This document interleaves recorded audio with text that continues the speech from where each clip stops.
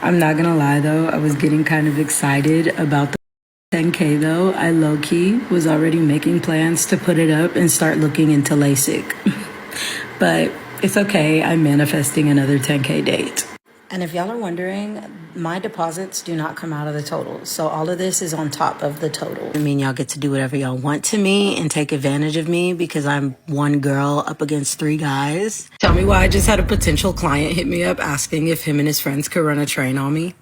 He said he's getting married in January and he kind of wants to just go out with a shebang.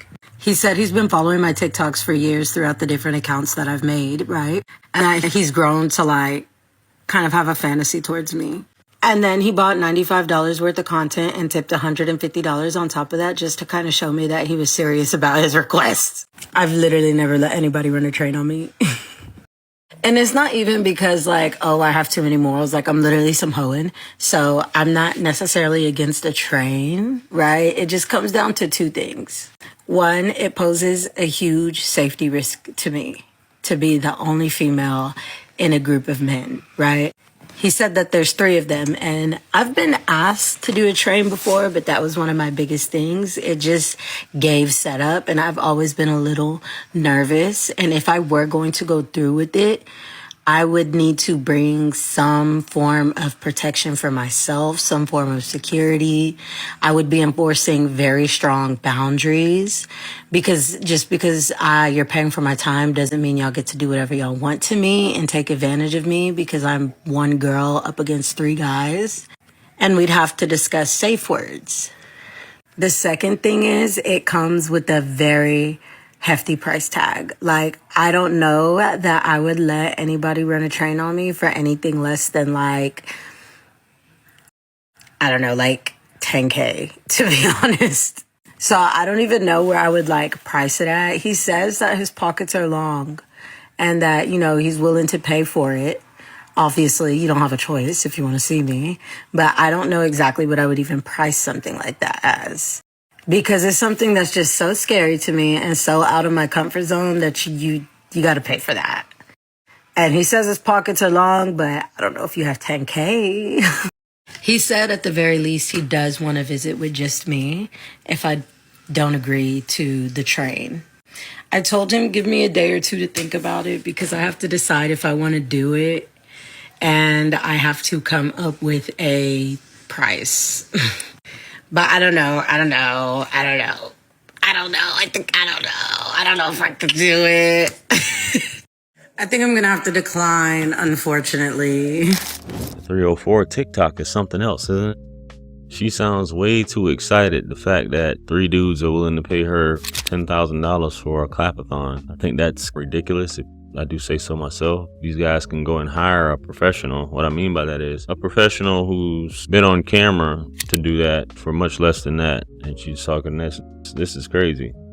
And I don't know why these dudes is that a fantasy, man? Some of y'all freaks be trying to get into to share a woman with some other dudes and all y'all dudes in the same room with a heart on. It just doesn't add up to me, man. Just doesn't make sense. But that's what you into. That's what you into.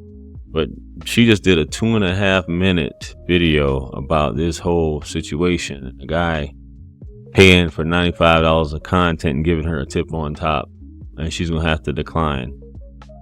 Hey, man, hoes do got morals and principles. You got to listen to what they got to say in terms of that. This is just crazy, though. But she did a follow-up where she talks about this and she addresses some things that people were wondering. So let's get into that follow-up video. Let's go. Okay, so I have an update on the client that wanted to run a train on me. I told him that I can't imagine letting somebody do that to me for anything less than 10K. He was actually okay with that. He said that he had a lot of money put to the side for his wedding and that it turned out that they didn't need all the money, so he would just take the money out of that account to pay for it. That made me feel a tad bit sorry for his wife. It made me feel a little bit bad, but I'm not gonna lie, 10K would have been the most that I had ever made at one time like that. So I wasn't finna turn it down because I felt guilty. And the reality of it is, if I did not see, because I saw a lot of comments saying that, if I did not see men who were in relationships or were married, I would not make any money. Most men that come to see SWs are married. I would say 80% are married or in some sort of long-term relationship. I told him that I would need to verify all three of them and that I would need them to send a picture of their ID. They could cross out all the important things. I just need to see their face, their name, and their birthday. And that during the date, everybody would have to turn in their ID because I would have armed security there, and that they would turn in their ID and they could get their ID back after the date. That's where the problem came in at. He sent a picture of his ID with no problem. But his friends, he messaged me a couple hours later telling me that his friends did not feel comfortable giving their ID or coming up off their ID to a spicy worker. But he said he really wanted to see me, so we settled on a one-on-one overnight session with just me and him. He sent the deposit. It's like a month and a half in advance. He wants to see me like a couple weeks before his wedding, so it's going to be in early January. So the deposit was already like $200 for me to even like book that far in advance. And then a couple days before the visit, he's going to send me another $50 for my Uber there and back. If you're wondering how much the overnight's going to be, it's going to be $1,800 for the overnight.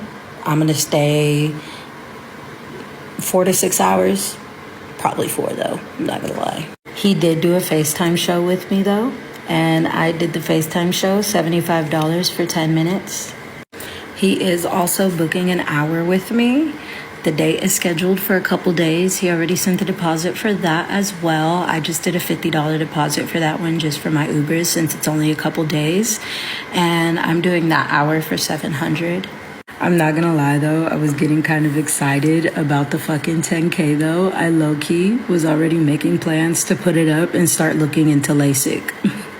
But it's okay, I'm manifesting another 10K date.